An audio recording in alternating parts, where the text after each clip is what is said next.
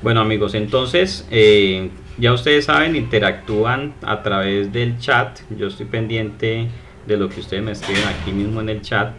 Y en unos momentos les voy a compartir la pantalla para que puedan ver también lo que yo estoy viendo aquí en mi computador. Y de esa manera pues entonces puedan tener también, sepan de qué estamos hablando en cada momento. Las personas que llegaron nuevas, yo les agradezco que me escriban por el WhatsApp para enviarles un videito en el cual les oriento sobre cómo descargar el material de formación directamente de la página del IASB, que es el material que hemos estado utilizando siempre en nuestras sesiones. Es un material muy completo que preparó el área de educación del IASB.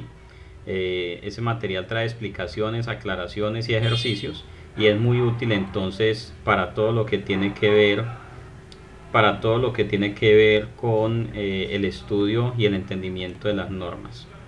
Entonces los nuevos me mandan allí el mensaje y con mucho gusto se los estaré compartiendo para que lo puedan descargar. Permítanme un segundito, estoy buscando cómo compartir la pantalla. Como ya me actualizaron el Skype, entonces tengo que buscar, aquí ya la encontré, la opción compartir pantalla.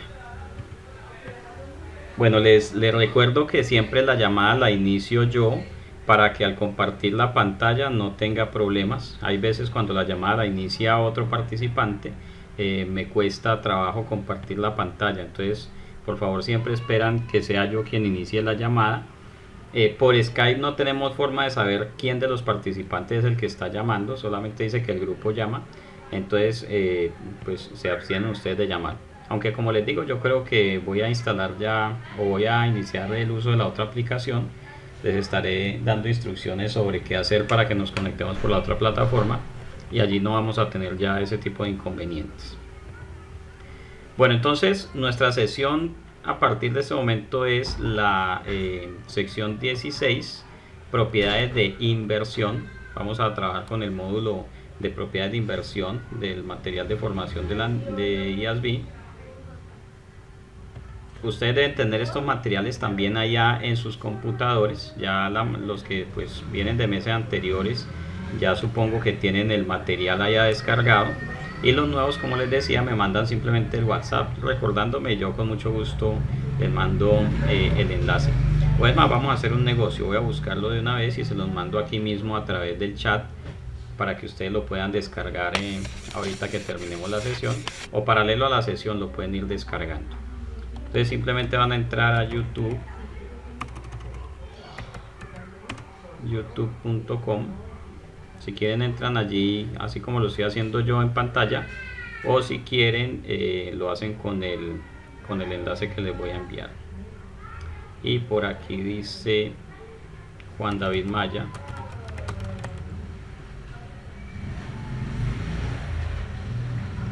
Entonces le dan clic aquí al lado de la fotico, está mi nombre. Se pueden suscribir al canal si quieren, yo allí estaré compartiendo videos sobre el tema. Y aquí hay un documento, un video que se llama descargar material de formación de NIF para pymes. Este es un videito corto, ahí están las caras de algunos de ustedes, ya son ya protagonistas de toda esta historia. Y aquí les mando entonces el enlace. Si quieren, con este enlace entran directamente al video. Correcto, allí tienen acceso directamente al video. O si no, entonces entran a YouTube, escriben allí mi nombre completo, Juan David Maya Herrera, acceden a mi canal y allí también está publicado. Se suscriben al canal, le dan me gusta, crean el club de fans si quieren. Y bueno, ahí descargan, entonces tienen acceso a los videos que les vaya compartiendo. Próximamente también los videos del conversatorio van a quedar en YouTube. Lo que pasa es que van a quedar en modo privado. Ustedes deberán abrir una cuenta en YouTube para poder acceder a los videos, porque yo les voy a compartir acceso a los videos de YouTube, pero ustedes tienen que tener cuenta en YouTube para poderlos ver. Entonces simplemente abren en su computadora, abren YouTube y por aquí simplemente dice acceder. Ahí crean un perfil. Yo lo tengo asociado a mi correo de Gmail. Entonces cuando yo le doy a acceder, aquí me aparece el correo.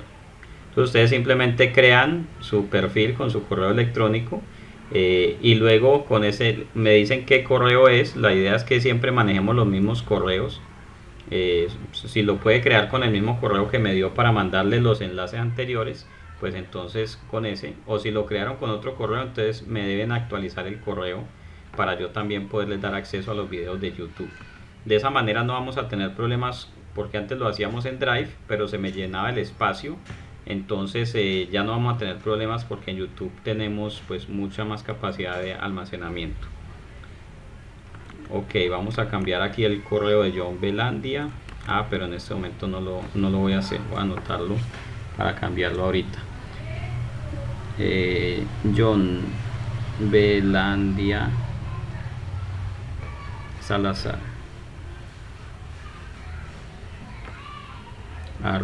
@gmail.com. Listo, y ahí vamos avanzando, vamos evolucionando en todo este tema.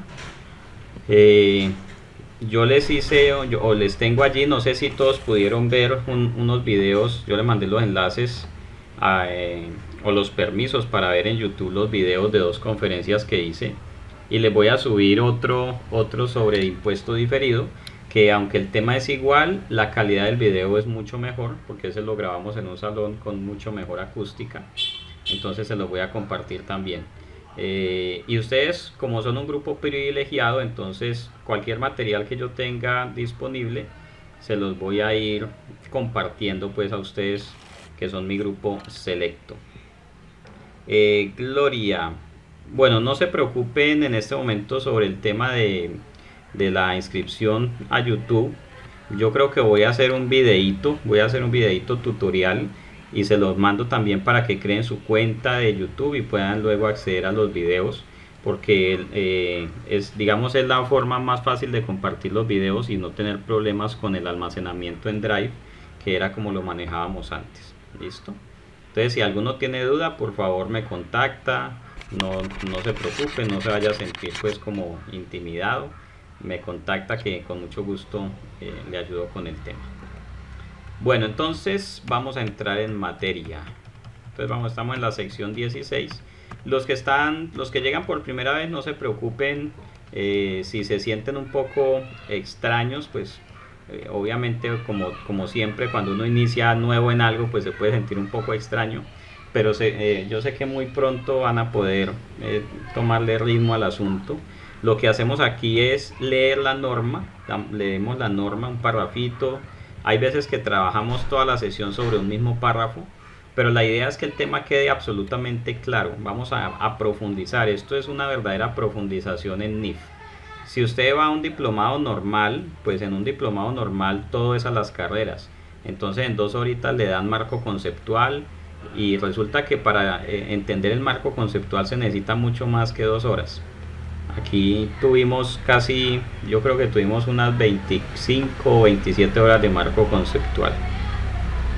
Bueno, por aquí está Pinilla. ¿Qué le pasó? Colguémosle aquí. Permítame un segundito, trato de darle acceso al colega Pinilla. ¿Dónde está el Skype?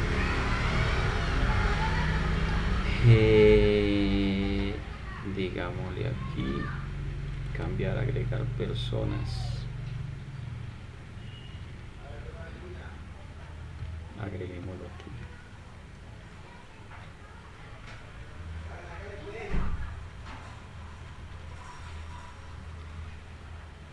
Juan Pablo, ¿estás con nosotros? Hola Juan Pablo, ¿estás con nosotros? Sí, sí, Bueno. gracias. Bueno, bienvenido Juan Pablo. Juan Pablo ya es alumno del diplomado que hicimos el año pasado, entonces ya conoce la metodología de trabajar por Skype. Debes, Juan Pablo, como en el diplomado, debes apagar también el micrófono. Interactuamos a través del chat. Y bueno, bienvenido a este sistema distinto de estudio. Yo les comentaba que en un diplomado todo es a las carreras.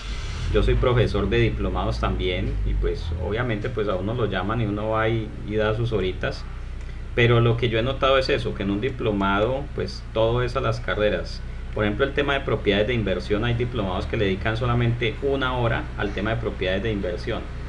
Entonces uno en 1 hora no alcanza a comprender enteramente lo que son las propiedades de inversión. Uno en 1 horita pues se da cuenta que eso existe y que hay que medirlo al valor razonable y chao. Pero entonces aquí van a ver ustedes el nivel de profundización que alcanzamos leyendo párrafo por párrafo, frase por frase la norma, y en algunos casos incluso interactuando con otras secciones de la misma norma. Y ustedes tienen que ir también aprendiendo eso. Eso es la metodología de estudio, lo que se llama la hermenéutica aplicada al estudio de las NIF. Hay ocasiones en las cuales me he detenido en una palabrita y les digo, mire, esta palabra significa esto en el contexto de la norma, para que ustedes también puedan tener esa capacidad de analizar y de comprender realmente lo que quieren decir las normas, el espíritu mismo de las normas. Bueno, entonces estamos en la sección 16, párrafo 1. Como siempre empezamos con una lectura de la norma. Es un hábito que tenemos que tener siempre, leer la norma y leerla completa, por lo menos leer párrafos completos. Y hay veces tenemos que leer párrafos sin olvidarnos de lo que dice el resto de la norma. Bueno, esta es una aclaración para los que apenas llegan a acompañarnos. El material que estamos viendo, que se llama material de formación, contiene la norma, que es esta parte sombreada en gris. Todo esto que está aquí sombreado en gris es el texto de la norma. Si yo busco la norma, voy a encontrar que este es exactamente el mismo párrafo que hay allá en la norma.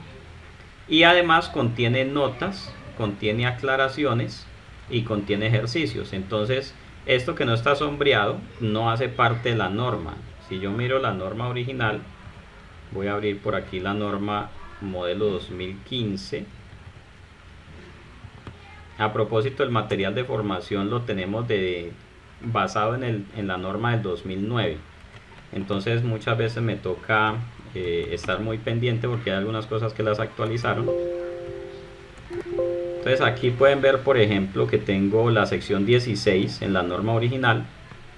Este párrafo 16.1, entonces lo que han hecho es pasarlo al material de formación, que es este de aquí.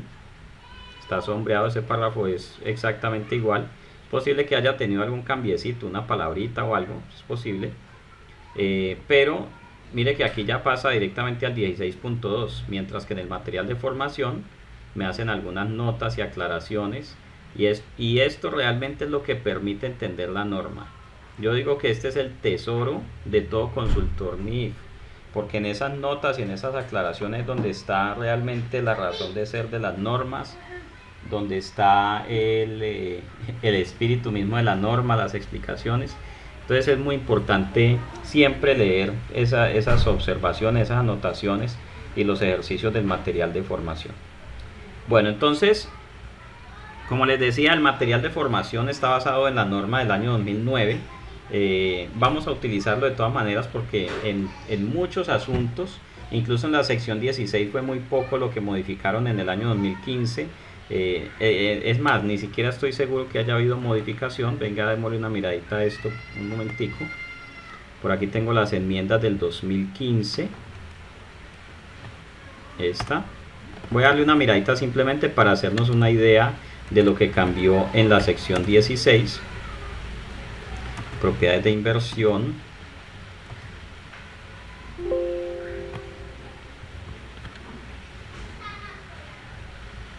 Existen también cambios siguientes al párrafo 16.10, literal E, el ordinal 3, relativo a cambio en la sección 4, presentación de estados financieros. Simplemente, según esto, no hubo modificaciones en la sección 16, esa entonces nos sirve perfectamente el material de formación del año 2009 y no vamos a tener allí ningún inconveniente. Sí, no hubo cambio en esa sección 16, entonces vamos a trabajar con base en ese. Buenas noches, Elizabeth nos saludó y no le contesté. Bienvenida, Elizabeth. Ok, entonces cerremos aquí.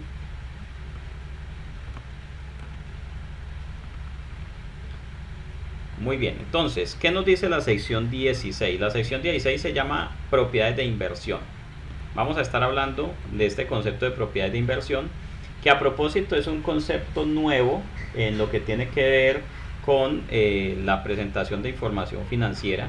Nosotros en normas anteriores, es decir, en decreto 2649, no hablábamos de propiedades de inversión, simplemente teníamos las propiedades planta y equipo, y es posible que algunas propiedades de las que llevábamos a propiedad planta y equipo cumplieran lo que hoy son las condiciones para ser clasificadas como propiedades de inversión, pero en nuestra norma anterior no se requería, no existía esa categoría de activos llamados propiedades de inversión.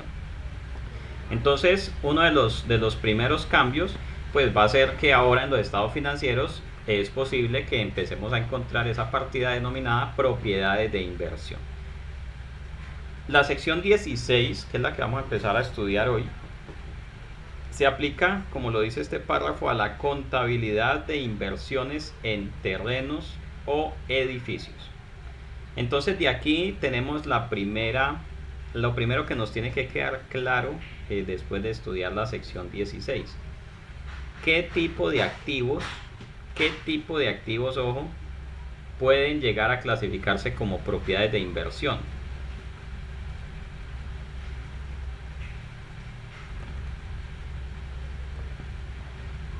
Entonces aquí la norma nos está diciendo perfectamente que se aplica a contabilidad de inversiones en terrenos y en edificios.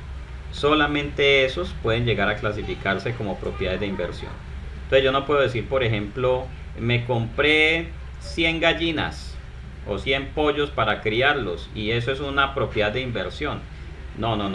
El concepto de inversión, yo puedo hacer una inversión en un galpón de pollos, sí, pero eso no hace que los pollos se vuelvan propiedades de inversión. Entonces siempre vamos a hablar de propiedades de inversión en términos de lo que son los terrenos y los edificios. Son los únicos activos que pueden llegar a clasificarse como propiedades de inversión. Incluso yo puedo tener, por ejemplo, un negocio de alquiler de carros. Y entonces alguien podría pensar que los carros son un activo de inversión. Entonces decimos, no señor, activos de inversión son solamente terrenos y edificios, ningún otro. Permítame que necesito conectar a la colega Leila Mora.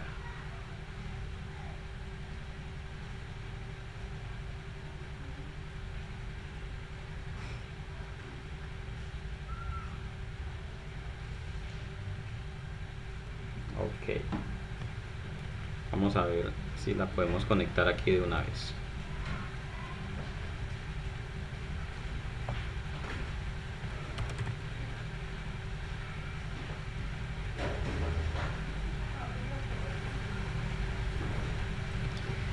Bueno, muy bien. Entonces, propiedades de inversión son solamente terrenos y edificios, nada más, absolutamente nada más. Yo todavía, algunas personas todavía me preguntan por activos distintos a terrenos y edificios y me preguntan que si son propiedades de inversión.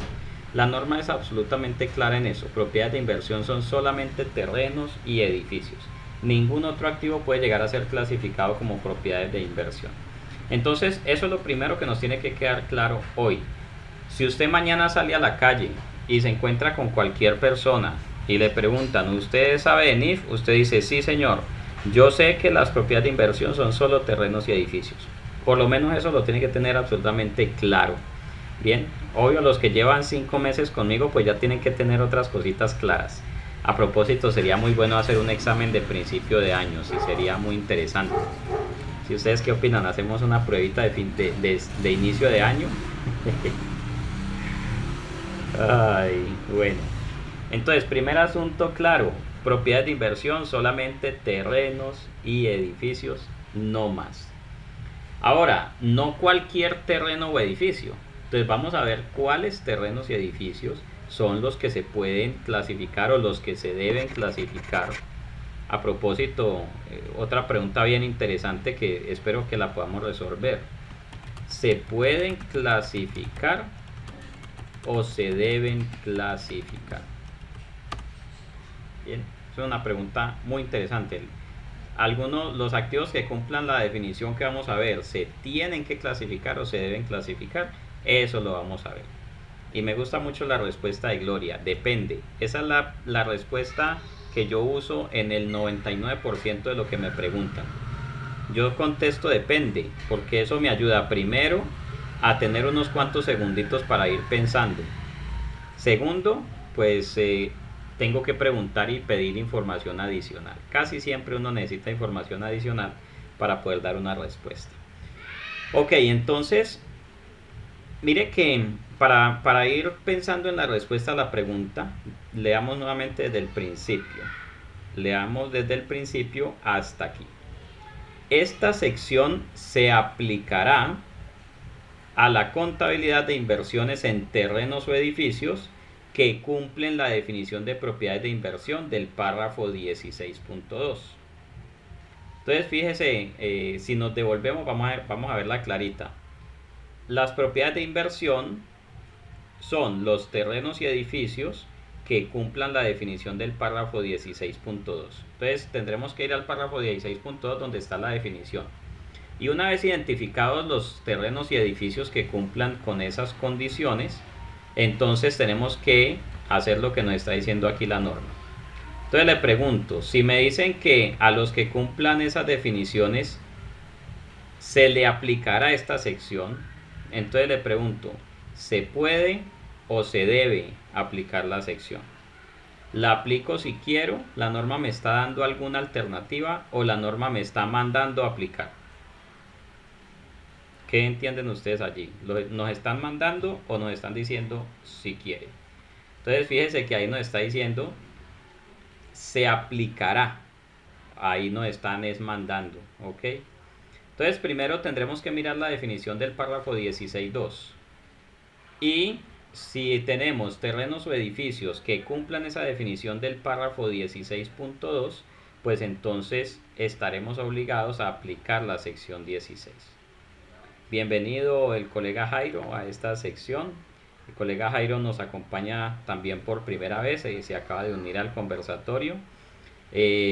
Vamos a darle una breve introducción, pues en vista de que ya iniciamos. Lo que hacemos en este conversatorio es estudiar la norma. Hoy iniciamos con el estudio de la sección 16. Lo primero que hacemos es leer la fuente original de la norma. Aquí no vamos a leer diapositivas del profe Maya. Aquí vamos a leer directamente la norma y empezamos a estudiarla párrafo por párrafo y en algunas ocasiones palabra por palabra. Ustedes tienen sus micrófonos apagados, entonces interactuamos a través del chat y si alguno va a hacer una intervención o pregunta la puede hacer escrita a través del chat o pide la palabra para encender el micrófono. Entonces bienvenido colega Jairo y ya verá que rapidito le va a coger el ritmo a la forma como estudiamos aquí la admin. Muy bien, entonces la norma que me está diciendo, mire las condiciones que le da el párrafo 16.2. Luego mire si tiene terrenos o edificios que cumplan esas condiciones. Y a los terrenos o edificios que cumplan las condiciones del párrafo 16.2, vaya y le aplica toda la sección 16. Nos está mandando, ¿ok? En algunas ocasiones la norma dice una entidad podrá aplicar esto o una entidad decidirá si aplicar esto o aquello. En este caso la norma nos está mandando, está diciendo una entidad aplicará esta sección a la contabilidad de inversiones en terrenos o edificios que cumplan con el párrafo 16.2. Ojo, aquí nos está dando la orden de aplicarla a varios elementos. Yo voy a abrir por aquí mi archivo de Excel. Nosotros tenemos un archivo de Excel de este conversatorio. Siempre al final de cada sección yo les mando el archivo. En este caso voy a mandarlo de una vez para que los que están entrando entonces lo tengan allí. Por aquí tengo el archivo que se llama contenido. Ahí lo pueden tomar de la barra del chat. Les acabo de poner allí un archivo de Excel que es el mismo que voy a abrir en este momento.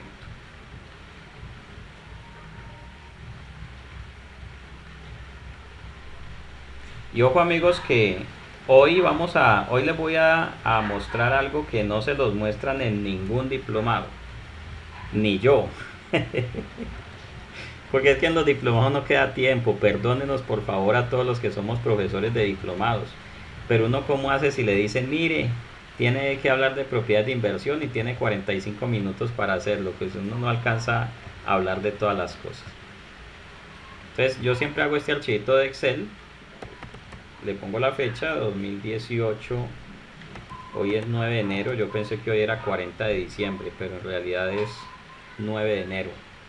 Siempre hago este archivito de Excel y se los voy mandando en cada sesión. Entonces los que llegaron nuevos pueden descargar allí el Excel para que si quieren mirar, incluso ahí hay anotaciones de todos los 6 meses hacia atrás.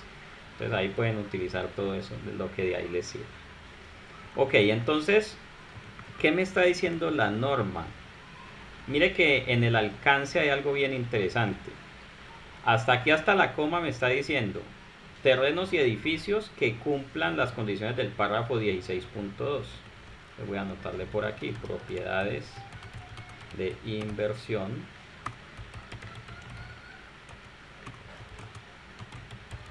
Sección 16.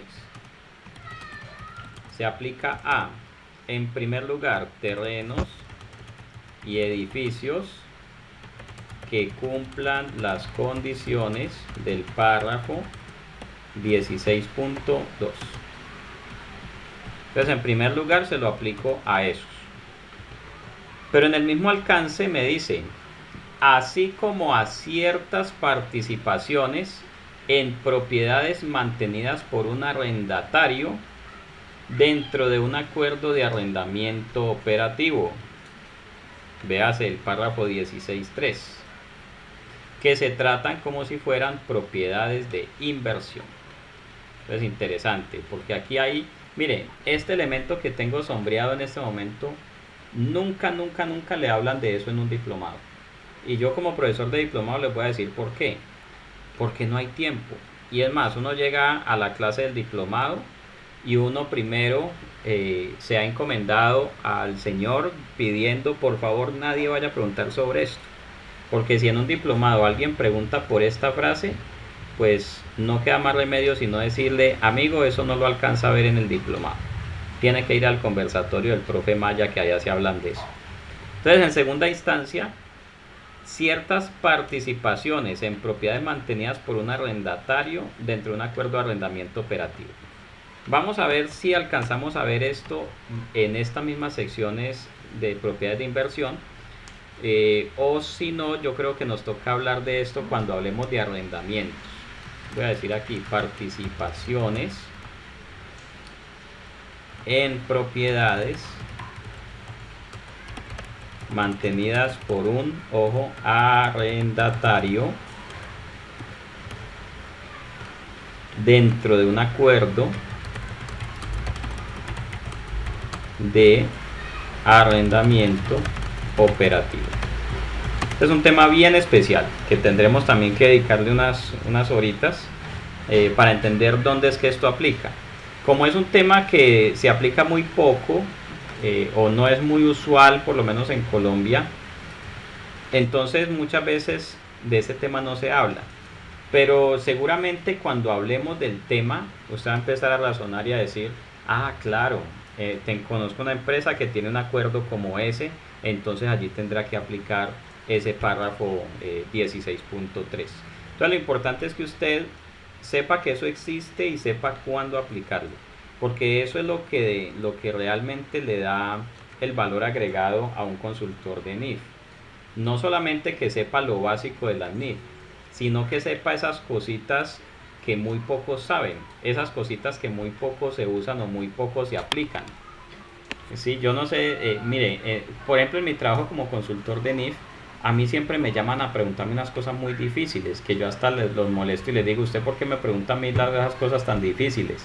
Pues porque las cosas fáciles sí las ven en el diplomado o se captan fácilmente, pero las cosas difíciles pues esas no las sabe todo el mundo. Entonces eso es lo que les va a dar a ustedes ese valor agregado como consultores de NIF, como contadores expertos en NIF, porque ustedes van a empezar o están conociendo ya cosas que no las conoce todo el mundo, sí, como esta.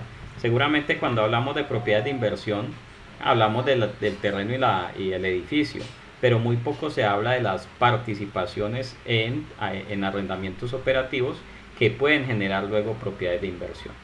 Entonces Gloria nos dice, eso sería algo así como en los leasing. Claro, hay algunos leasing que siendo leasing operativo generan luego propiedades de inversión.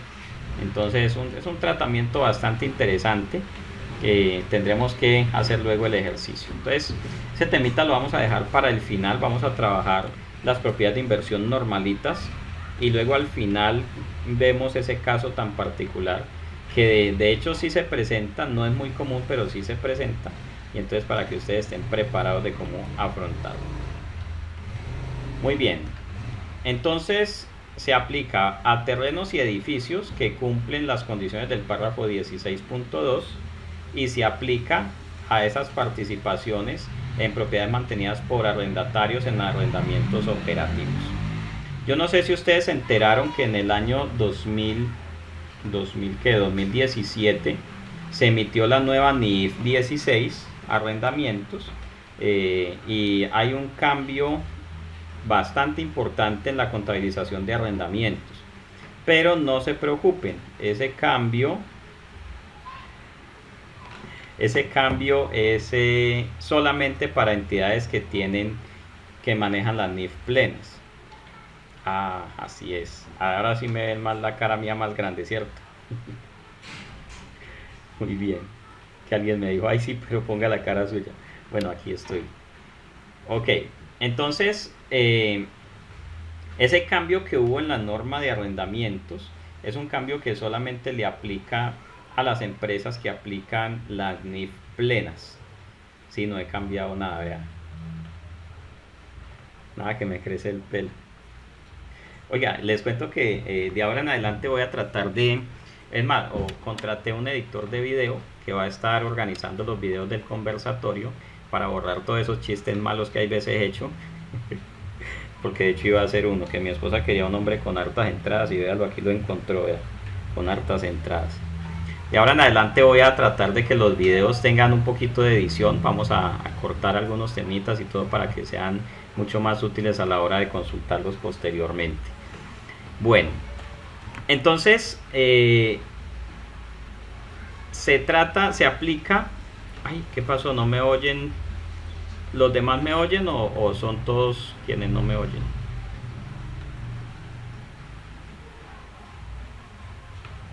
Bueno, sí, entonces el problema es solamente Jairo. Jairo es el único que no me oye. Por favor, sales de la llamada y te vuelves a unir. Bien, entonces Jairo debe salir de la llamada y volverse a unir. Si alguno de ustedes llega a tener un problema como ese en algún momento, entonces hace eso, se desconecta y vuelven a entrar. Pero es probable que su conexión haya fallado. Ya si vemos que son varios, entonces lo hacemos al contrario.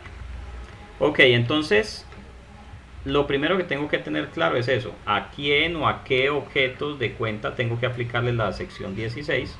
La norma me está diciendo a terrenos o edificios que cumplan la definición del párrafo 16.2, pero también a ciertas participaciones, bla, bla, bla, de los contratos de arrendamiento operativo.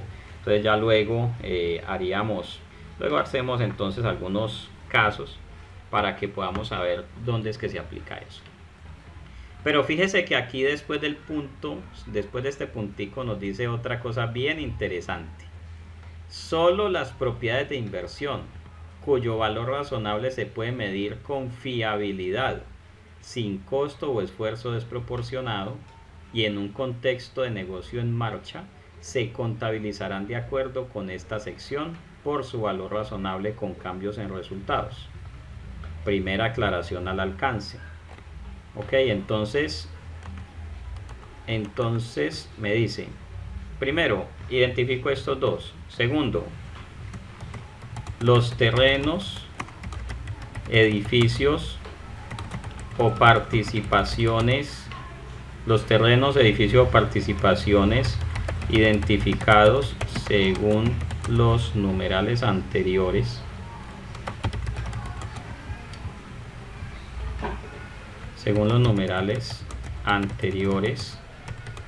se pueden medir a valor razonable sin costo o esfuerzo desproporcionado y en un contexto de negocio en marcha?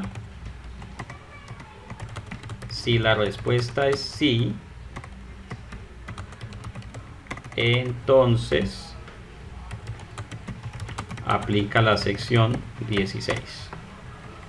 Entonces miren lo interesante. Primero me está diciendo, identifique terrenos y edificios que cumplan el párrafo 16.2 y las participaciones en esos arrendamientos operativos. Y si se pueden medir a valor razonable, entonces aplíquele la sección 16. Eso nos está diciendo aquí, ¿sí? Solo esas se contabilizarán de acuerdo con esta sección. Luego me dice, todas las demás propiedades de inversión se contabilizarán como propiedades, planta y equipo, utilizando el modelo del costo, depreciación, deterioro del valor, ¿sí? Costo, depreciación, deterioro de la sección 17 y quedarán dentro del alcance de la sección 17. Entonces vamos a decir, si la respuesta es no, entonces se miden como dice la sección 17 y quedan dentro del alcance de esa sección. Bien, cuéntenme hasta aquí si tienen alguna duda o si eso está absolutamente claro. Identificar el terreno y el edificio que cumpla con las condiciones del 16.2, que todavía no lo hemos visto, apenas vamos a ir a verlo. Las participaciones en algunos arrendamientos operativos. Y luego decimos, ¿se puede medir al valor razonable? Si la respuesta es sí, aplica la sección 16. Si la respuesta es no, entonces aplica la sección 17. ¿Sí? Esa es la forma de establecer el alcance de esta sección. Entonces, más bien voy a hacer una pregunta. A ver, los acaba de llamar un cliente diciéndole, mire señor, yo sé que usted es un estudioso de la norma, entonces necesito saber si este local es una propiedad de inversión o es una propiedad planta y equipo. Entonces usted le va a preguntar, usted le va a responder, como dijo Gloria, depende, y le va a hacer algunas preguntas. Primero, ¿cumple con el párrafo 16.2 de la NIF para pymes? Que todavía no lo hemos visto. Y el cliente le va a decir, sí, sí cumple. Bueno, vamos bien, o sea que por ahora sí. Segundo, le va a preguntar, ¿ese activo se puede medir al valor razonable sin costo de esfuerzo desproporcionado y en un contexto de negocio en marcha? Si la respuesta es sí, entonces es una propiedad de inversión y se mide al valor razonable. Si la respuesta es no, sí, van a decir, ¿qué es eso? Aquí en Cali decimos, ¿qué es eso? Con J. Así, ¿qué es eso? Pero si la respuesta es no, si tiene un local, un terreno, un edificio que no se pueda medir al valor razonable, pues entonces no queda otra sino incluirlo en el alcance de la sección 17. Entonces pasará a ser una propiedad planta y equipo, ¿sí? Simplemente porque no se puede medir al valor razonable. Aunque por aquí hay un temita que, venga, de una vez yo miro algo para que de una vez nos quede claro también esto. Por aquí, amendments, y vamos a 16, 16, 10, sección 4.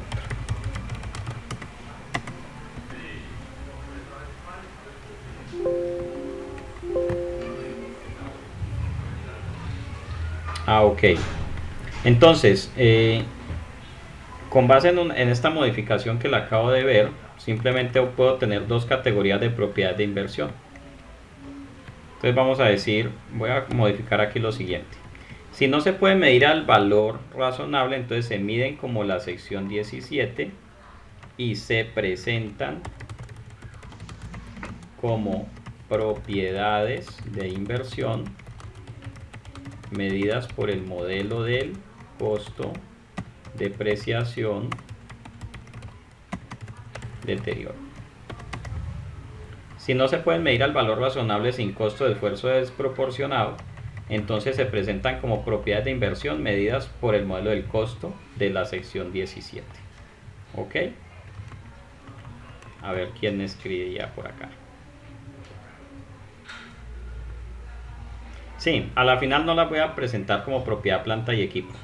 Las voy a presentar como propiedad de inversión medida por el costo de depreciación deterioro. Bien, esa es una modificacióncita que se incluyó en las enmiendas del año 2015. Sandra me pregunta, ¿el costo o esfuerzo desproporcionado hay que soportarlo? Claro que sí. El costo de esfuerzo desproporcionado es un tema que hay que documentar. Y muchas veces es más difícil documentar el costo de esfuerzo desproporcionado que hacer lo que la norma dice, ¿sí? Entonces hay veces es más fácil cumplir la norma que ponerse a documentar el costo de esfuerzo desproporcionado. De hecho, en las enmiendas del 2015 también se habló del costo de esfuerzo desproporcionado, por ahí incluyeron creo que algunas guías. Voy a darles una estudiadita para incluirlas o para estudiarlas en las próximas sesiones. Pero básicamente hay algunas ocasiones en las cuales usted simplemente dice, yo no hago lo que la norma me dice. ¿Por qué? Porque sale muy costoso hacerlo, me toca pagar un mundo de plata para que me hagan eso, o definitivamente no hay elementos de juicio que me permitan lograr lo que la norma me está pidiendo. Por ejemplo, si una empresa puede tener un galpón con 20.000 pollos, y entonces la norma le dice que lo mida al valor razonable, pero resulta que para uno ponerse a medir un pollo a valor razonable, pues uno dice, ¿cuánto valdrá ese pollo? El pollito tiene 20 días, si lo saco a la venta, ¿cuánto me darán? No, nadie me lo compra, me lo compran de 45 días, y a los 45 días me dan tanto, entonces valor presente de los flujos de efectivo del pollo, y eso se puede volver muy tedioso, muy engorroso. Entonces ahí es donde uno dice, eso tiene costo de esfuerzo desproporcionado. Entonces en ese caso no aplico la norma, precisamente porque hay que hacer muchas cosas que salen muy costosas y que no valen la pena, no generan pues una información más útil o más fiable. Entonces en ese caso uno dice, no hago lo que me dice la norma por costo o esfuerzo desproporcionado. ¿Ok? Muy bien. ¿Cómo documentar eso? Ya hablaremos de ese tema luego. Entonces, lo primero que nos queda claro hoy es el alcance de la sección 16. Se aplica a terrenos y edificios que cumplan el párrafo 16.2, que ya lo vamos a mirar, a ciertas participaciones en arrendamientos operativos, párrafo 16.3, y además que esos terrenos, edificios o participaciones tengan un valor razonable que se pueda medir con fiabilidad sin costo de esfuerzo desproporcionado. Si eso no existe o si es muy costoso hacerlo, entonces simplemente no se le aplica o no se miden al valor razonable. Mire, un ejemplo de lo que es el valor razonable de las propiedades. Algunos de ustedes tienen casa o tienen apartamento o tienen finca o son dueños de alguna isla, no sé, alguna cosa. Entonces usted tiene su casa o tiene su apartamento. Yo le pregunto, ¿usted sabe cuánto vale su casa o apartamento? Sinceramente, ¿usted sabe cuánto vale su casa o apartamento? Si usted dijera hoy, yo quiero vender esta casa o este apartamento, ¿usted tiene idea más o menos de cuánto cuesta? ¿Sí o no? A ver qué me responde.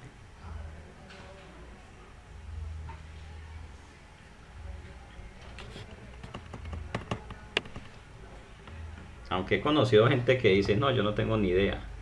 Pero realmente la mayoría de personas tienen idea de lo que vale su casa o apartamento.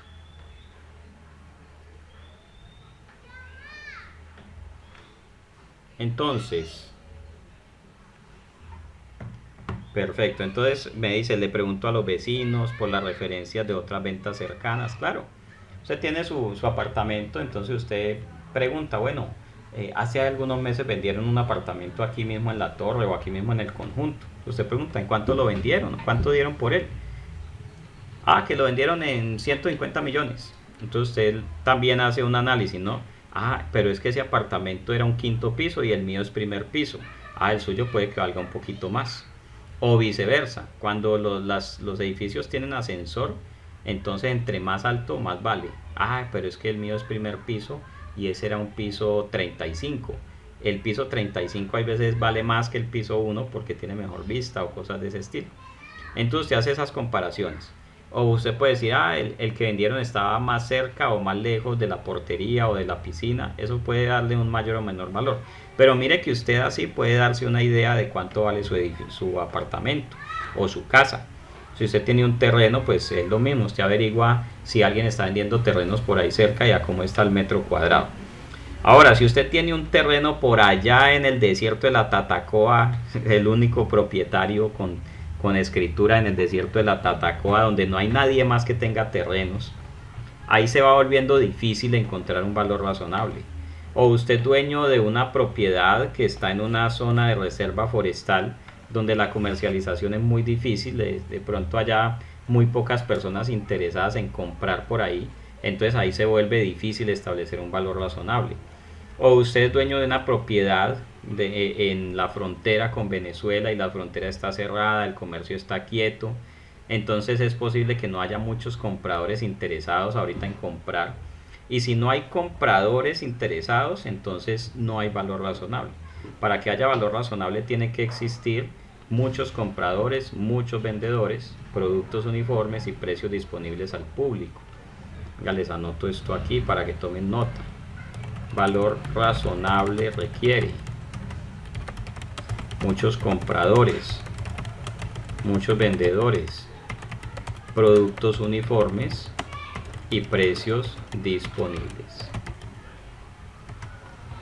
Si confluyen esos 4 elementos, entonces podemos hablar de que hay valor razonable. Si no existen esos 4 elementos, es muy difícil establecer el valor razonable. Hay otras formas de calcular valor razonable, por ejemplo, los flujos de efectivo de un bien. Pero sinceramente en la mayoría de los casos eso es poco aplicable, porque usted tiene una propiedad y usted cómo va a saber cuáles son los flujos de efectivo de eso. Pues eso dependerá si la arrienda o no la arrienda, dependerá qué tipo de negocio pongan allí. Entonces en muchas ocasiones es difícil establecer el valor razonable por referencia a los flujos de efectivo descontados. Entonces sinceramente si no hay un mercado así activo, compradores, vendedores, productos uniformes y precios disponibles, podemos decir casi con toda certeza que no hay valor razonable.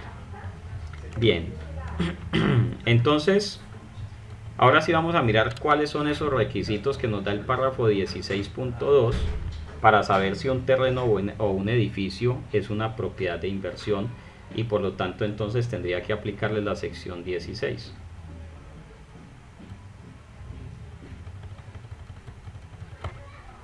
Bueno, aquí hay algunas anotaciones que nos da Elías B. Bien. Esto lo pueden leer en su rato libres. Algunos piensan erróneamente que las propiedades de inversión solo aparecen en estados financieros de entidades que poseen propiedades de inversión. Sin embargo, muchas entidades cuyo negocio principal no es el de una entidad dedicada a eso, a invertir en propiedades, también cuentan con propiedades para arrendar a terceros u obtener plusvalías. Mire que este párrafo nos ayuda a aclarar lo siguiente. Las propiedades de inversión pueden aparecer en cualquier entidad sin importar el objeto social, sin importar cuál sea su actividad. Bien, la norma me está diciendo simplemente que las propiedades de inversión son las que cumplan unas definiciones que vamos a ver en el párrafo 16.2.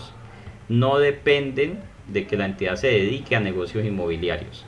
Entonces yo puedo tener una panadería y aún así tener propiedades de inversión. Yo puedo tener un colegio, puedo tener una IPS, yo puedo tener una clínica y aún así tener propiedades de inversión, porque todo depende de las características del activo, no del objeto social de la compañía. Una entidad no ha hecho una elección de política contable, sino que la contabilización de propiedades de inversión depende de las circunstancias. Si una entidad conoce o puede medir el valor razonable de una partida de propiedad de inversión, debe usar el modelo del valor razonable, claro que sí. Si no, usar el modelo del costo de depreciación deterioro. siempre vamos a depender también del juicio de la administración. Que la norma me habla de la gerencia. Obviamente pues el contador es el profesional que le ayuda al gerente a utilizar ese juicio, a ser juicioso, a hacer unos buenos análisis. Bueno, y otro asunto que lo pasé tal vez por alto, pero aquí me lo están recordando, es que solamente aplicaré la sección 16 a propiedades de inversión dentro de un contexto de negocio en marcha. Me lo dice el párrafo 16.1 y por aquí me lo están recordando. La norma no define lo que es el negocio en marcha, eso no está definido en la NIF para pymes. Bien, pero sí las NIF plenas sí hablan de ese tema del negocio en marcha. Entonces simplemente es una entidad que tenga expectativas de seguir operando en un futuro previsible o en un futuro cercano. ¿Ok? Bien. Cuéntenos, Gloria, que me está escribiendo por allí.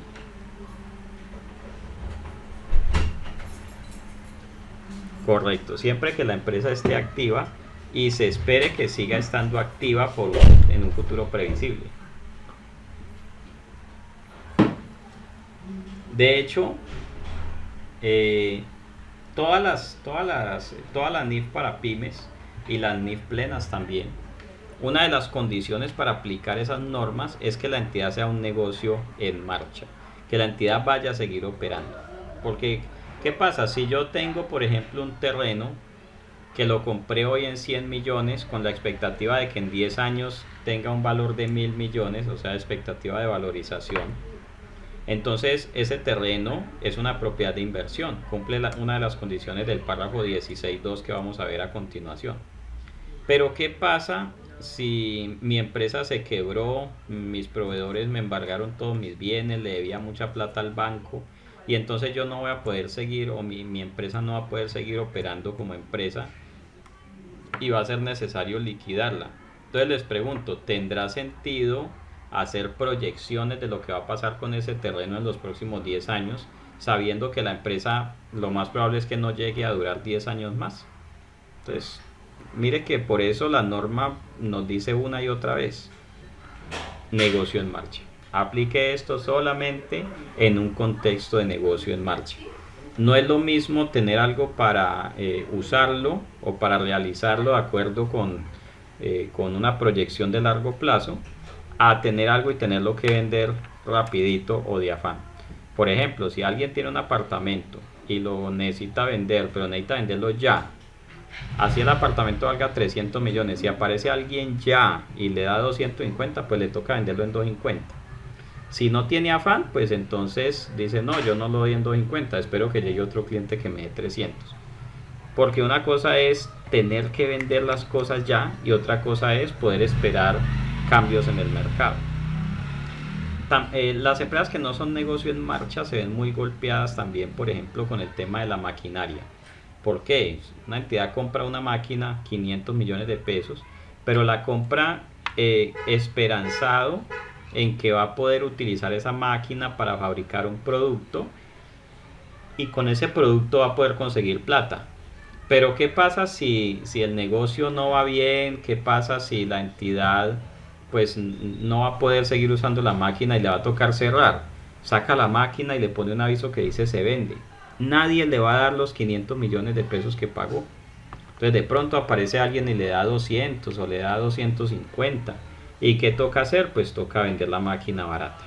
Entonces por eso cuando la entidad ya no está en un contexto de negocio en marcha, pues empiezan a presentar todas esas situaciones y eso impacta a los estados financieros. Y esto impacta tanto que la misma norma dice, yo no sirvo si la entidad no es negocio en marcha, no me aplique a mí. Y entonces por allá sacaron otro decreto, que se me olvidó qué número es, por ahí alguno lo puede tener. Hay un decreto que dice cuál es la norma para entidades que no son negocio en marcha. Norma de contabilidad para entidades que no son negocio en marcha. Me olvidó ese decreto, ¿cuál era?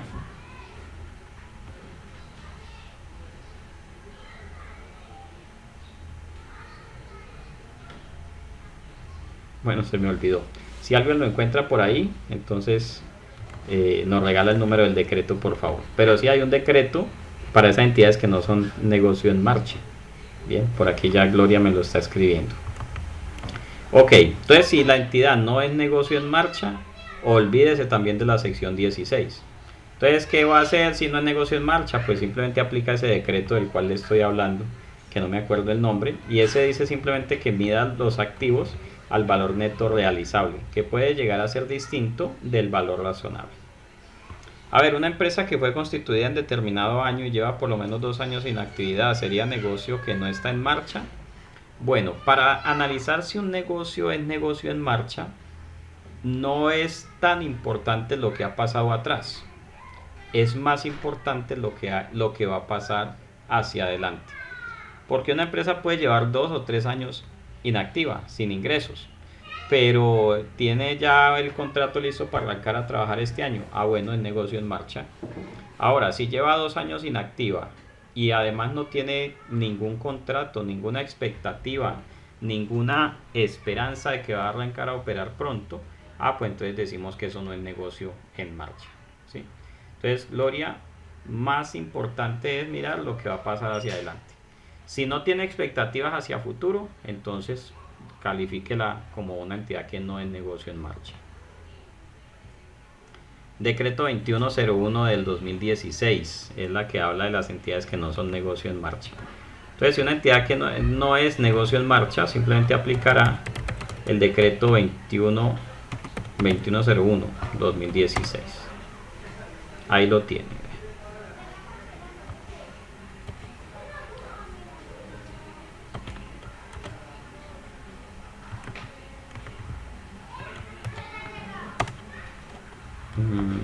Contabilidad de entidades que no son negocio en marcha. Entonces, si usted tiene una entidad que no es negocio en marcha, no le aplica las NIF, sino que le aplica este decreto 2101. ¿Listo? Ese es el que le dice qué hacer con esas entidades que no son negocio en marcha. Y eso es muy fácil, eso no tiene pues ninguna complejidad, se cambian algunos términos, el nombre de los informes cambia, pero pues no es algo que sea pues difícil de aplicar. Cerremos aquí.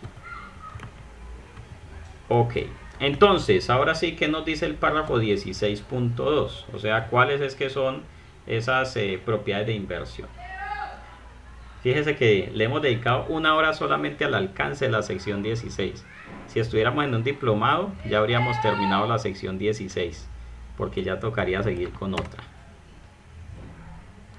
Muy bien, entonces dice... No, así no dice. Estoy trabajando también por... ¿qué? Insonorizar esta oficina. Porque sí, pasan los vendedores de aguacates, pasan los vendedores de mazamorra. ¿Sí? Yo vivo en un barrio con vista a la calle. Ladran los perros de los vecinos. Hay veces nos ponen reggaetón. Imagínense estudiando NIF a punta de reggaetón y despacito. No estudia en nadie, por Dios bendito. Bueno, entonces el párrafo 16.2 nos dice: las propiedades de inversión. Las propiedades de inversión son propiedades, terrenos o edificios o partes de un edificio. Mire lo interesante, partes de un edificio o ambos, puede ser el terreno con el edificio también, que mantiene el dueño o el arrendatario bajo un arrendamiento financiero para obtener rentas, plusvalías o ambas, en lugar de usarlo en su producción, suministro de bienes o servicios o para fines administrativos, o en lugar de tenerlo para su venta en el curso normal de las operaciones. ¿Ok? Entonces, ojo, la propiedad de inversión la puedo tener yo como dueño o la puedo tener yo como arrendatario de un arrendamiento financiero. Bien, o puede incluso ser una participación en un arrendamiento operativo, que es otro tema. Entonces puede que el edificio sea mío, pero también puede que lo tenga en arrendamiento financiero. Me dice Gloria, por ejemplo, si tengo una oficina en un edificio y lo arriendo. Listo, entonces digamos que Gloria tiene una empresa, esa empresa es dueña de una oficina pero esa oficina la tienen para alquilarla, no la tienen para usarla. Ah, esa oficina es una propiedad de inversión. Ahí no hay lugar a dudas. Eh, Puede tener un local, pero lo tiene arrendado para generar arrendamientos, es propiedad de inversión. Puede tener un terreno y le pregunta a uno, ¿y qué va a hacer con ese terreno? Y me dicen, yo no sé, yo compré ese terreno, pero vamos a ver, no sé qué hacer con eso. Si le dicen así, es propiedad de inversión, porque aunque no se sepa qué se va a hacer con él, de todas maneras se está generando plusvalía. Con el paso del tiempo cada vez vale más, entonces es propiedad de inversión. Entonces cualquier activo inmueble, como terrenos, edificios, locales, bodegas, oficinas, apartamentos, fincas, casas campestres, hasta casas de recreo se pueden clasificar ahí, que no se tengan para producción, venta de bienes, sino simplemente para generar plusvalía, pues son propiedades de inversión. Ahora, aquí me aclara, no se tienen para el uso. ¿Por qué? Pues porque las que se tienen para el uso se clasifican como propiedades, planta y equipo. Entonces, por decir algo, tengo una oficina, pero trabajo en ella. Eso es propiedad, planta y equipo. Tengo un local, pero en ese local es donde yo vendo mis productos. Esa es propiedad, planta y equipo. Tengo un edificio, pero en ese edificio tengo mi oficina administrativa. Eso es propiedad, planta y equipo. Pero si es del literal B, nos decía John. Bueno, dice John que ya entendió el literal B. Entonces, John, ¿qué pasa si tengo un terreno o un edificio, pero lo tengo para la venta en el curso normal de las operaciones? ¿Dónde lo debería clasificar?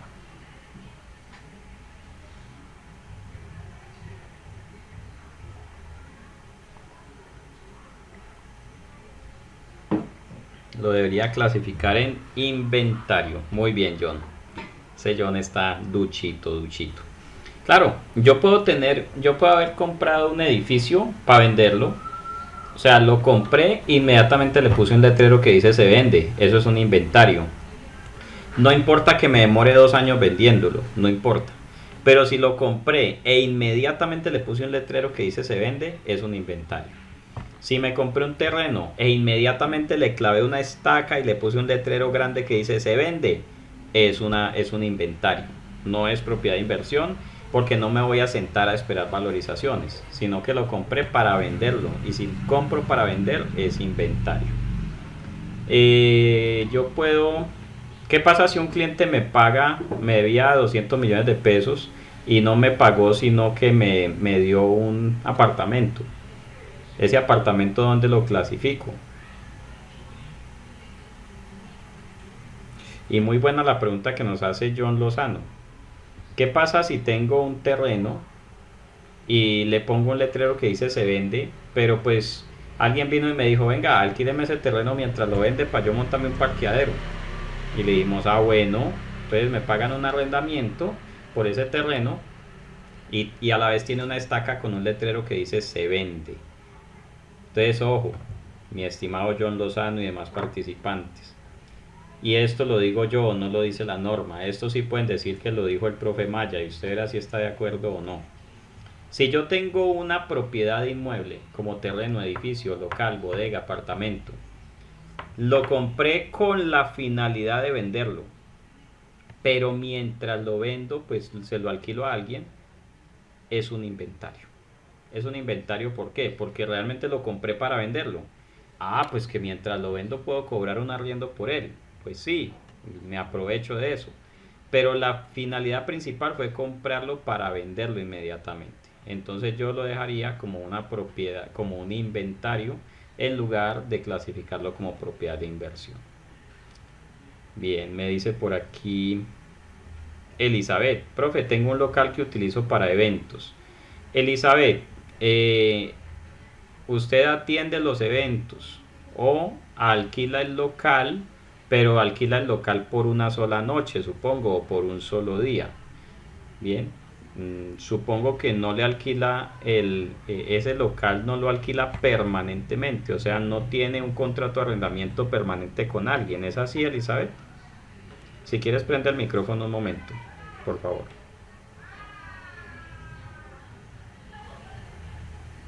Ay, ¿qué se hizo Elizabeth? Ya apareció.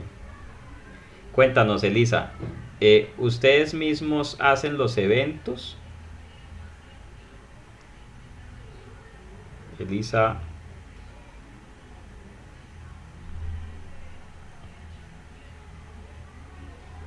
¿qué se hizo, Elisa? Ojalá por aquí. No sé cómo verle la cara. Cuéntame, Elisa, ¿ustedes mismos hacen los eventos o alquilan simplemente el local por días para esos eventos?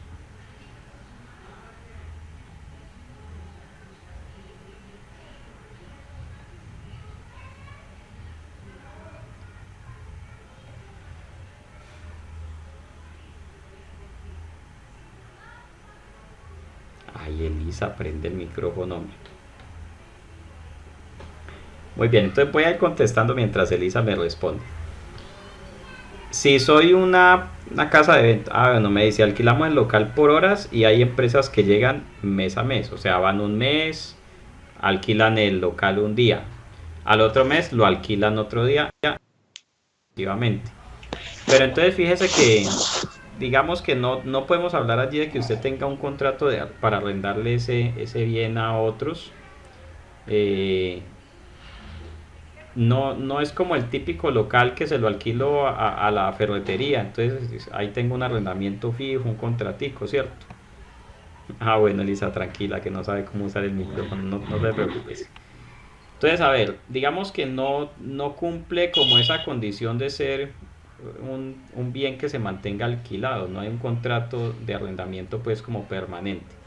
Pero por el solo hecho de que usted no lo utiliza en sus actividades propias, o sea, usted no lo usa para operar, sino que simplemente lo tiene allí para alquilar, así sea por días, por semanas y lo que sea, yo lo clasificaría como propiedad de inversión.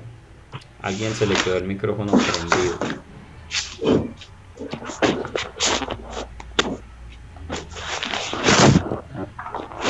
A ver, ¿quién prendió el micrófono? Por Dios.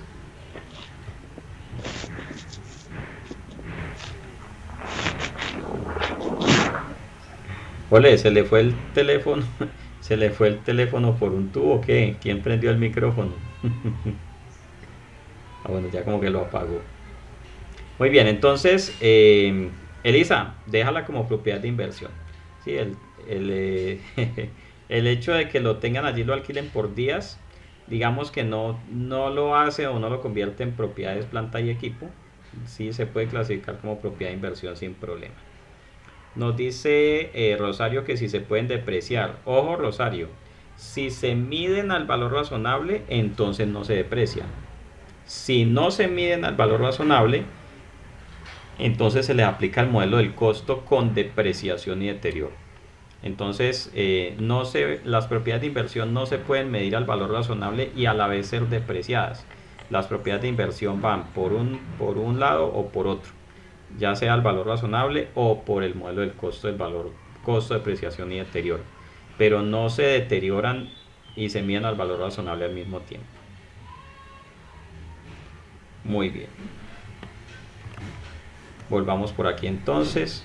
Entonces tenemos eso, terrenos, edificios, partes de terrenos o edificios que se tienen para generar rentas, plusvalías o ambas y no para su uso en la producción de bienes, suministro de bienes o servicios, ni fines administrativos, ni se tienen para la venta.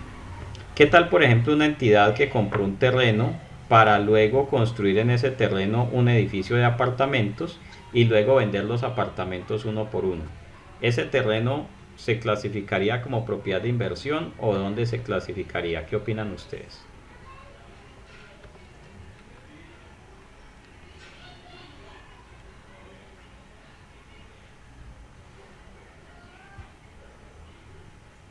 Compré el terreno, lo compré para construir allí unos apartamentos y esos apartamentos luego los voy a vender uno por uno. Entonces estoy construyendo aquí edificio Maya, venta de apartamentos. Entonces compré el terreno para construir allí los apartamentos y luego venderlos. ¿Dónde será que clasifico ese terreno?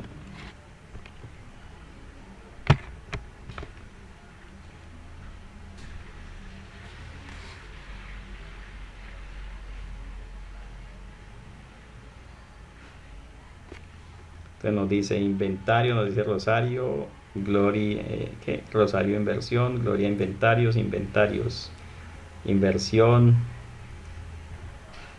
Ojo que Sandra me dice, ¿qué pasa si me dedico a la construcción? Sandra, no importa a qué se dedique. Hace un ratico decíamos, no importa cuál es, no importa cuál es su actividad. Lo que importa es las cualidades o las características del activo. Inventario, John dice, el terreno a la final ya no será mío en el futuro cercano y lo compré para venderlo. Muy bien, entonces en estos casos es donde tenemos que volvernos muy prácticos. ¿En qué sentido? En el sentido de que, mire, yo compré, o yo lo que estoy pensando es que me voy a poner a vender apartamentos. Para hacer los apartamentos necesito unos ingredientes. Así como el panadero necesita harina, el panadero necesita harina, levadura, leche, huevos para hacer pan y luego venderlo. El constructor necesita lote, cemento, varillas, arena para construir unos apartamentos y luego venderlos. O sea que, así como para el panadero la harina de trigo es inventario, para el que está haciendo un edificio para venderlo, el lote es un inventario. Digamos que es uno de los ingredientes que necesita para construir o para tener esos edificios que después va a vender.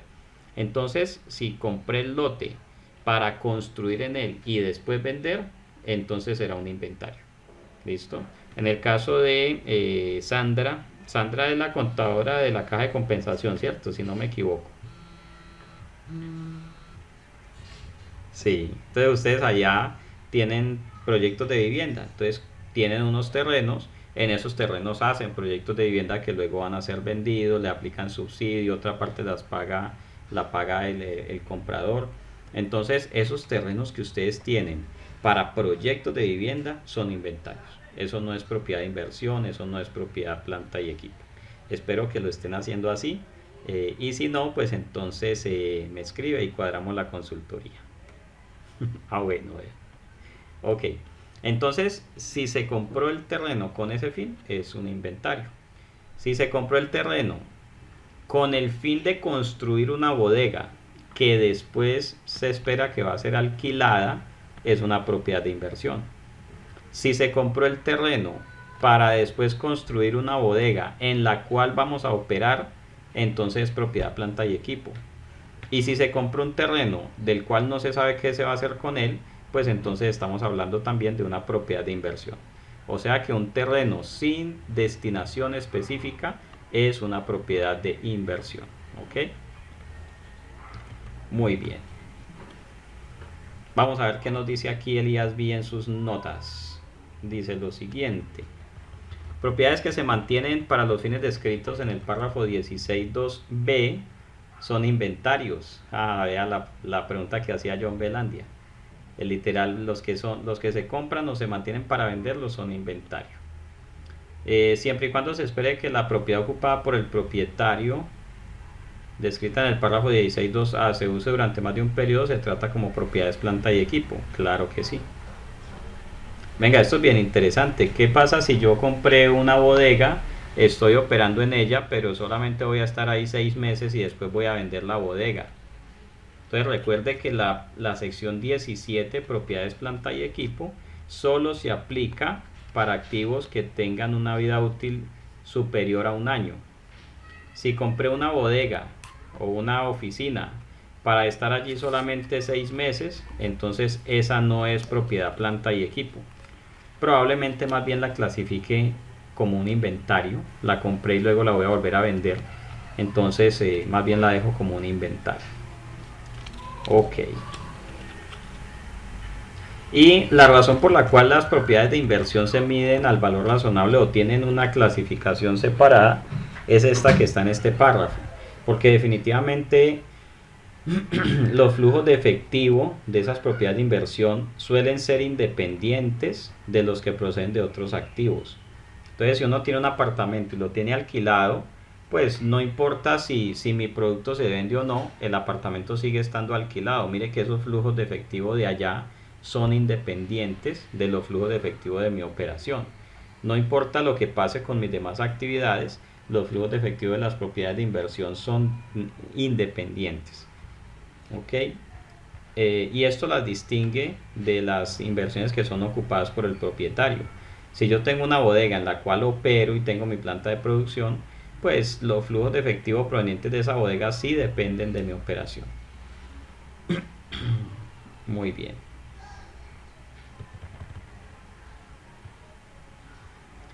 Aquí hay una anotación bien interesante. Me voy a detener un momentico en ella. Algunas veces se requiere juicio profesional para determinar si una propiedad reúne las condiciones para ser calificada como propiedades de inversión.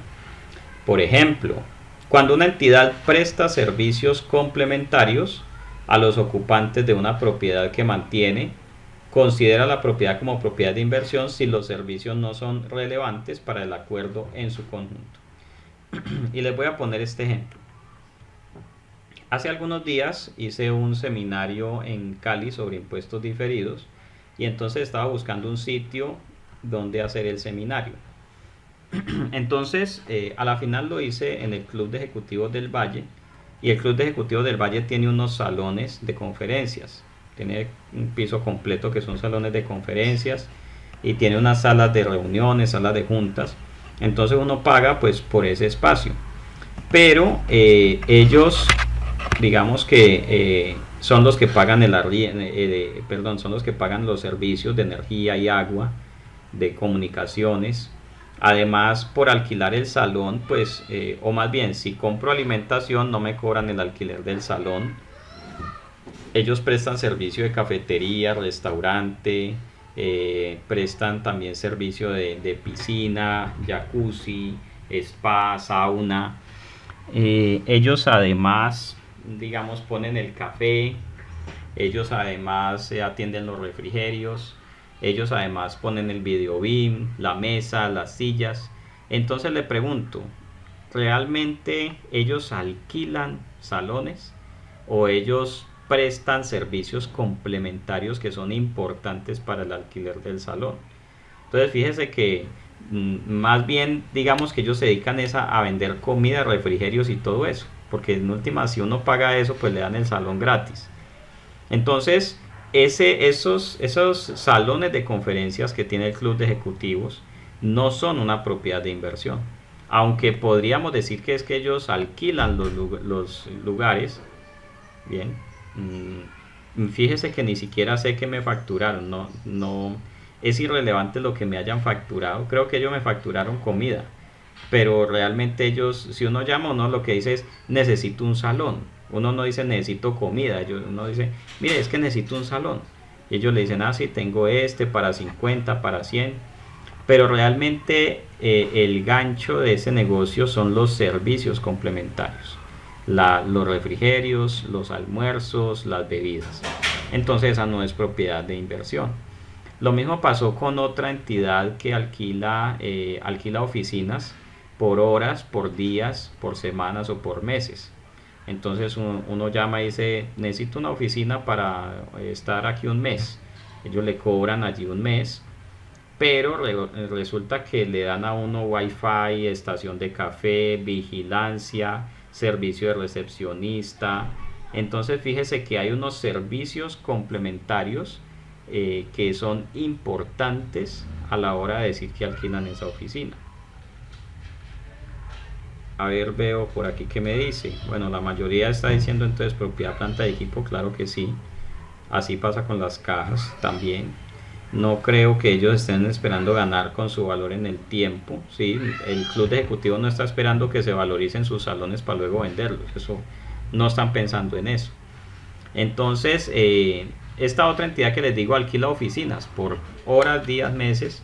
Entonces, pero el negocio de ellos no es simplemente alquilar el espacio, sino que ellos le cobran a uno de esos servicios complementarios: la recepcionista, el wifi, la estación de café, la vigilancia, el parqueadero, etcétera.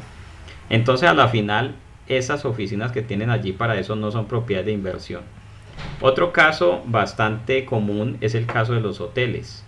Un hotel tiene un edificio tiene todas las habitaciones, son separadas e independientes, cada una con su baño y todo, y alquila esas habitaciones. Uno llama a un hotel y uno dice necesito una habitación, eso se parece a un arrendamiento, pero realmente no es un arrendamiento en los términos que llevarían a clasificar el activo como propiedad de inversión. ¿Por qué? Porque es que cuando uno va a un hotel, uno no paga por el espacio, uno paga porque le tienden la cama, le recogen el reguero, le lavan las toallas y las sábanas, bien, además le dan el desayuno. Entonces es más bien todo un conjunto de elementos que conforman el servicio de hotelería. No es un típico caso de arrendamiento. Mientras que si yo llamo a alguien y le digo, mire, necesito que me alquile su apartamento, vea, fíjese lo interesante, el personal del hotel puede entrar a mi habitación, obviamente a tender la cama, a recoger el reguero y todo eso. Pero si yo voy a alguna parte y digo necesito que me alquilen un apartamento por 6 meses, el dueño del apartamento no puede entrar al apartamento mientras lo tenga alquilado, salvo autorización del arrendatario. Mire que el concepto de arrendamiento es diferente. Entonces, hay algunas ocasiones en las cuales uno tiene que determinar si el contrato o el acuerdo incluye unos elementos de servicio adicionales, adicionales al arrendamiento propiamente dicho, porque si una parte importante del acuerdo son esos servicios adicionales, pues entonces ya no se trataría de un arrendamiento y el activo no se clasificaría como una propiedad de inversión. ¿Listo? Entonces más bien se clasificaría como propiedad, planta y equipo. Si el hotel es dueño del edificio, su edificio es propiedad, planta y equipo en lugar de ser propiedad de inversión.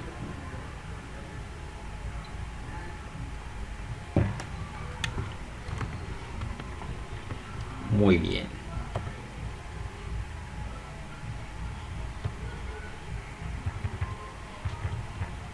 Bueno, vamos a ver algunos ejemplos. Ejemplo 1, pero voy a tapar las respuestas porque si no, no tiene gracia. Una entidad posee un edificio que arrienda a terceros independientes mediante arrendamientos operativos, aparte a cambio de pagos por el arrendamiento. Entonces tengo un edificio de 4 pisos y tengo 4 inquilinos, uno en cada piso. Pregunto, ¿ese edificio será una propiedad de inversión o ese edificio será propiedad, planta y equipo?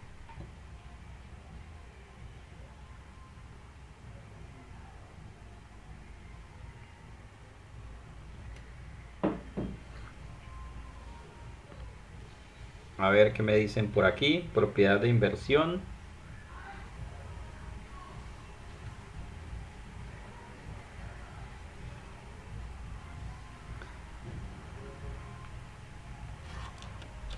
Inversión. Listo. A ver, ¿quién más? Muy bien. Es propiedad de inversión.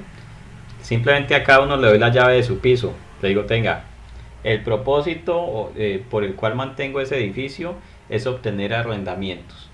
Entonces es un bien inmueble, un edificio que cumple las condiciones del párrafo 16.2. Bueno, entonces es propiedad de inversión.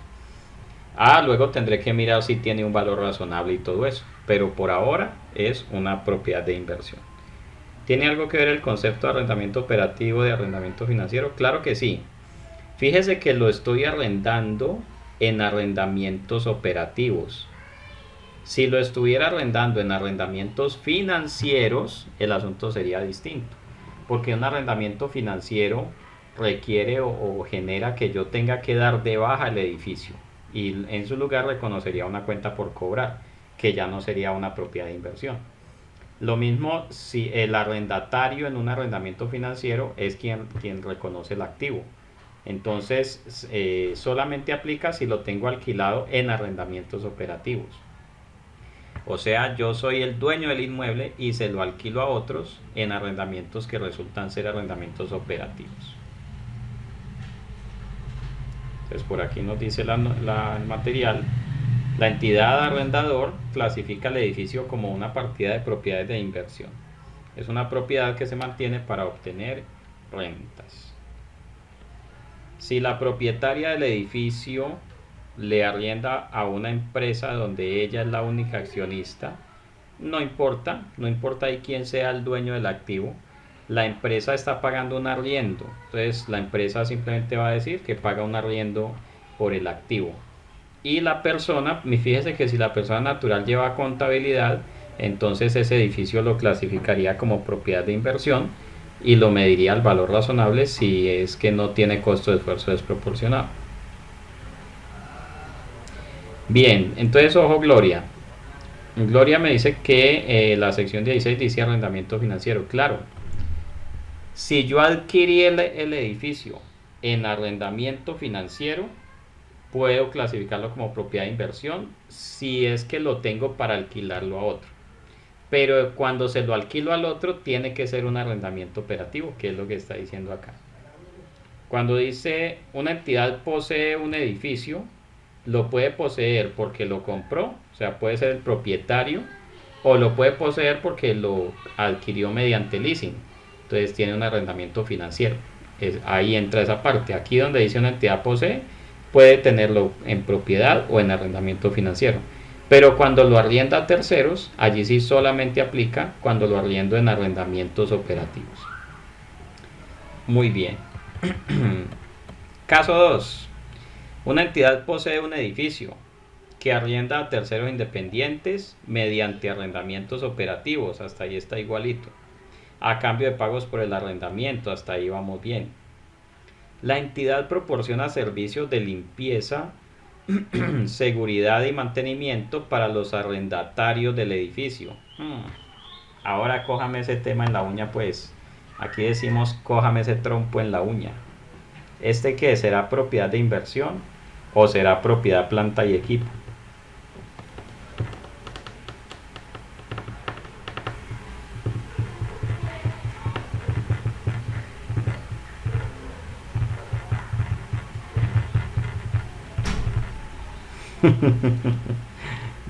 Ya John Belandia ya renunció, dijo no sé. Entonces, ojo, esos servicios complementarios nos toca ver qué tan importantes son dentro del acuerdo de arrendamiento. Por ejemplo, yo puedo ser el dueño del edificio y se lo alquilé a una empresa y le digo a la empresa, el arrendamiento le cuesta 10 millones de pesos y yo me encargo y esos 10 millones de pesos incluyen servicio de vigilancia. Yo le pongo un vigilante allí 24 horas. Si no quiere el servicio de vigilancia, entonces le cuesta 9 millones y medio y usted ponga su propio vigilante. Entonces fíjese que el arrendamiento puede subsistir sin el servicio de vigilancia. La empresa puede decirme, no, tranquilo, yo no quiero vigilante. Aún así le arriendo le arriendo el bien, es propiedad de inversión. Yo puedo decirle, le alquilo la bodega y además le cobro 10 millones de pesos mensuales y le mando una señora o con un señor que barran y trapeen todos los días. Pero si usted quiere, me paga solamente 9 y medio y usted mismo barra y trapea. Mire que el aseo no es importante dentro del acuerdo. Bien. Nos dice Gloria, claro, pueden ser, mire que Gloria ya está entendiendo eso. Esos pueden ser servicios adicionales que no interfieran en el contrato de arrendamiento. ¿Sí?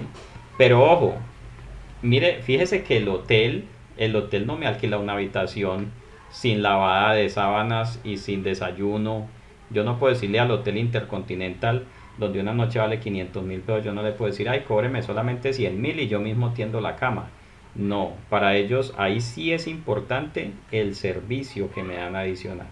Entonces, ese servicio sí influye en la clasificación del activo. Entonces, aquí la respuesta es depende. ¿Depende de qué? De qué tan importantes sean esos servicios adicionales. Y también depende de si esos servicios pueden excluirse incluso del contrato de arrendamiento.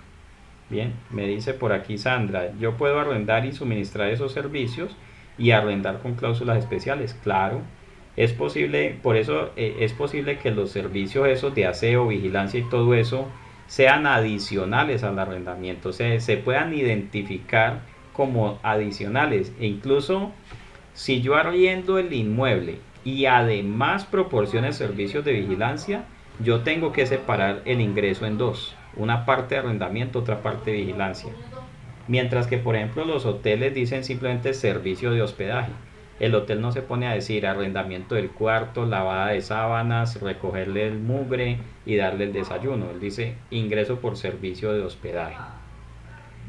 ¿Sí? Así es, los hoteles no alquilan habitaciones, sino que prestan servicio de hospedaje. Los hoteles que arriendan apartamentos, hay personas que viven en hoteles. Sí, pero es posible que sea una parte muy pequeña de todo el inmueble.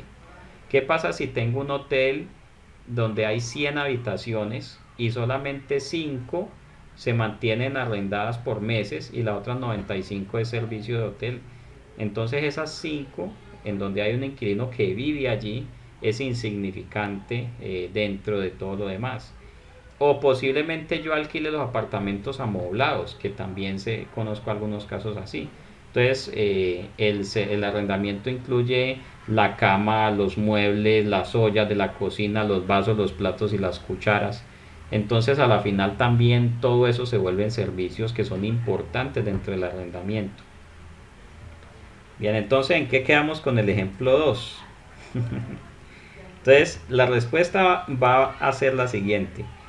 Será propiedad, planta y equipo si los servicios son importantes dentro del acuerdo de arrendamiento. Será propiedad de inversión si los servicios se consideran adicionales al arrendamiento y hasta podrían ser excluidos. Excluidos, pues, es decir, el arrendatario podría decir no quiero esos servicios. ¿Ok? Podrían ser separados. Vamos a ver cómo lo soluciona el material. Si los servicios, fíjese, igualito a lo que dijimos, si los servicios proporcionados por la entidad son insignificantes para el acuerdo, es decir, podríamos hacer un arrendamiento sin incluir vigilancia, seguridad, limpieza y mantenimiento. Si los servicios proporcionados son insignificantes, la propiedad es una propiedad de inversión. En la mayoría de los casos, los servicios de limpieza, seguridad y mantenimiento serán insignificantes y por ello el edificio se clasifica como propiedad de inversión. ¿Ok? Cuando los servicios son significativos, la propiedad se clasifica como propiedad, planta y equipo.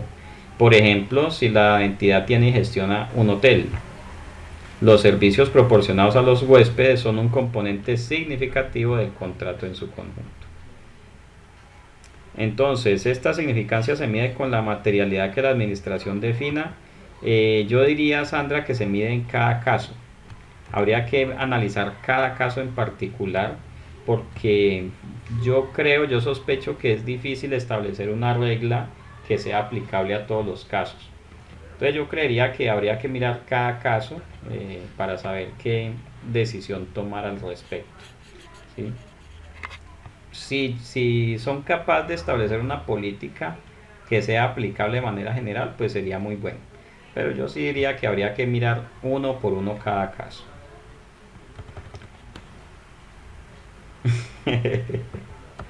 Mejor no arrendar. Ay, no.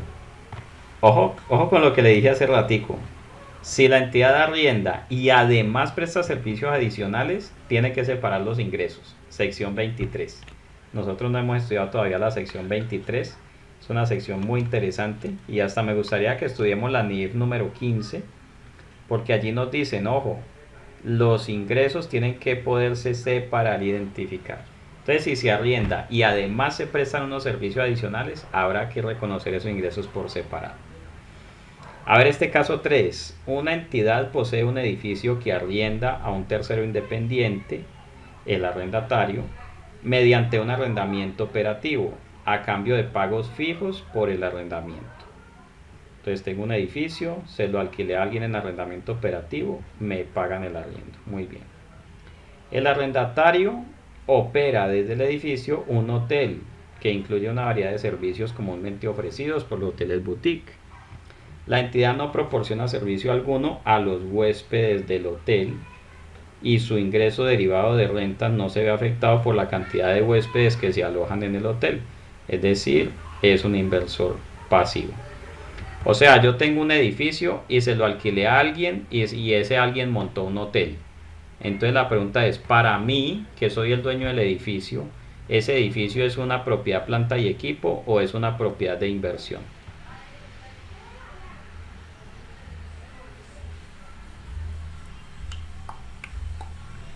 Entonces John nos dice propiedad de inversión.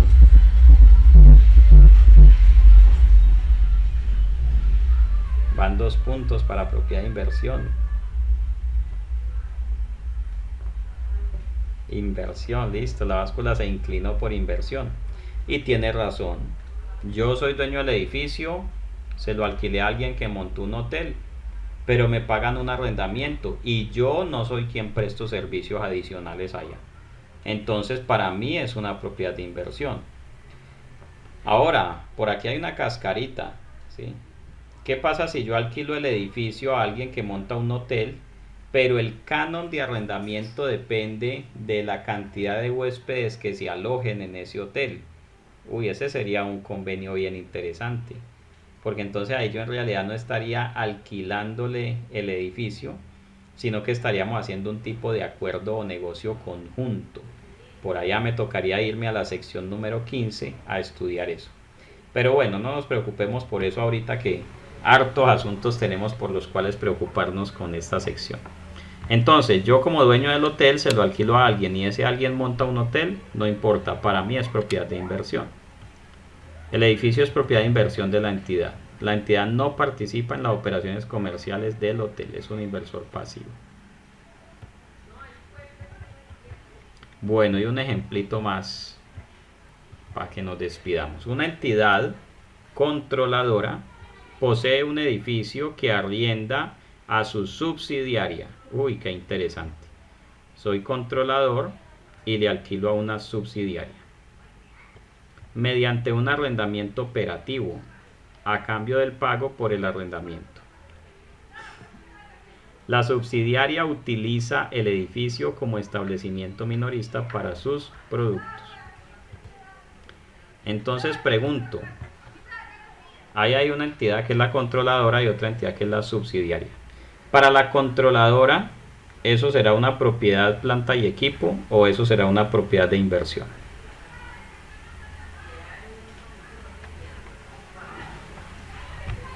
Y hace ratico les dije una frase, no me importa quién sea el dueño, importa cuáles son las condiciones del acuerdo y del activo.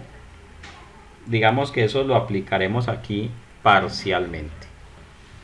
Entonces, a ver, ¿qué nos dice? John Belandia dice propiedad de inversión, pero con toda seguridad o está disparando al aire. Sandra dice propiedad, planta y equipo. A ver qué nos dice el amigo Juan Pablo Rosario. Propiedad, planta y equipo. Bueno, entonces aquí la cosa está como medio equilibrada, como que mínimo se escribieron por el chat y dijeron, la mitad diga propiedad de inversión y la otra mitad diga propiedad, planta y equipo. Entonces fíjese, en los estados financieros consolidados, que eso es otro tema que no hemos visto todavía, los estados financieros consolidados muestran la información de todas las entidades como si fueran una sola. O sea que la controladora y la subsidiaria aparecen en un solo informe. En esos estados financieros consolidados, ¿qué va a ocurrir? Si las dos entidades son una sola, entonces van a decir que esa es una propiedad utilizada por el dueño. Si las dos son una sola, no importa que jurídicamente sean entidades distintas. Cuando se consolidan, pues a la final quedan como una sola entidad. Entonces queda como un activo utilizado por el dueño y en el estado financiero consolidado entonces sería una propiedad, planta y equipo. Pero en los estados financieros separados, allí sí se presentan dos informes de dos entidades distintas. En los estados financieros separados, la controladora tiene una propiedad de inversión, es un inmueble que lo tiene alquilado. Ah, que lo tiene alquilado a una subsidiaria. Sí, pero en esos estados financieros separados, ese activo es un activo que se tiene para generar rentas o plusvalías. Entonces en el estado financiero separado es una propiedad de inversión. En el estado financiero consolidado es una propiedad, planta y equipo. Ese ejercicio es bien interesante cuando estudiemos la sección 9, consolidación de estados financieros, porque vamos a ver eso. En la contabilidad de la controladora, usted va a ver el edificio como propiedad de inversión. En la contabilidad de la subsidiaria, usted va a ver allí un canon de arrendamiento. Pero cuando usted consolida todo eso, entonces tiene que reclasificar el edificio a propiedad, planta y equipo, y tiene que quitar el costo de arrendamiento para la subsidiaria y el ingreso de arrendamiento de la controladora. Se eliminan en los estados financieros consolidados. Todo eso pasa allí. Entonces la respuesta en este caso, como lo decía John, se enreda la cosa. En los estados financieros consolidados, fíjese, es una propiedad. El edificio no se clasifica como propiedad de inversión, sino como propiedad, planta y equipo. En los estados financieros separados, ¿sí?, se clasifica como propiedad de inversión. Entonces este es un caso bien bueno cuando hablemos de la sección 9, para hacer allí la depuración y la consolidación de los estados financieros. Bueno, y último caso. Oiga, ¿cuántos casos me pusieron? Una entidad adquirió una extensión de tierra como inversión a largo plazo, porque prevé que su valor aumente con el tiempo. No se espera que el terreno genere rentas en un futuro cercano. Será propiedad, planta y equipo, será propiedad de inversión. Si lo compré para sentarme a esperar que se valorice, entonces será, ¿qué nos dice Juan Pablo? Propiedad de inversión. Muy bien, esa es la respuesta. El terreno se clasifica como propiedad de inversión. El solo hecho de comprarlo y sentarme a esperar valorización hace que se clasifique como propiedad de inversión. Una entidad posee un terreno para un uso futuro no determinado, también propiedad de inversión. Vamos a ver toda esta nota. La norma para pymes no especifica cómo clasificar terrenos que se mantienen para propósitos no determinados. Al desarrollar su política contable, la entidad puede consultar los requerimientos de la NIF completa según el párrafo 10.6, pero no está obligada a hacerlo. La NIF 40 especifica que los terrenos adquiridos con propósitos no determinados se clasifican como propiedades de inversión. Entonces yo le recomiendo, si tiene un terreno con propósito no determinado, propiedad de inversión. Es muy complejo darle un tratamiento distinto, tendría usted que argumentar por qué, y pues va a ser muy difícil que encuentre un tratamiento mejor para ese activo. ¿Listo? Bueno amigos, muchísimas gracias por estar conectados. No sé si tengan preguntas adicionales hasta este momento. Hemos visto lo que es el alcance de la sección 16, cómo identificar un activo que es propiedad de inversión para efectos de la aplicabilidad de la sección 16.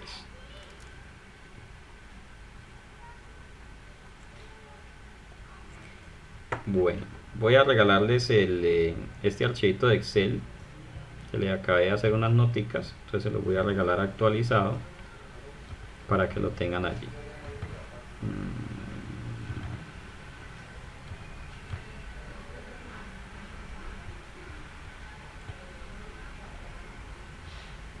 Bueno, y nos vemos. Les voy a mandar el cronograma ya enseguida por el chat de WhatsApp. La próxima sesión sería para el jueves 6 de la tarde. Sigan estudiando. Si tienen algún tiempito ahorita, este mismo documento que estábamos leyendo, sigan leyendo los párrafos siguientes. La idea es que también dediquen unas horitas por su cuenta al estudio. Entonces nos vemos el jueves 6 de la tarde. Muchísimas gracias.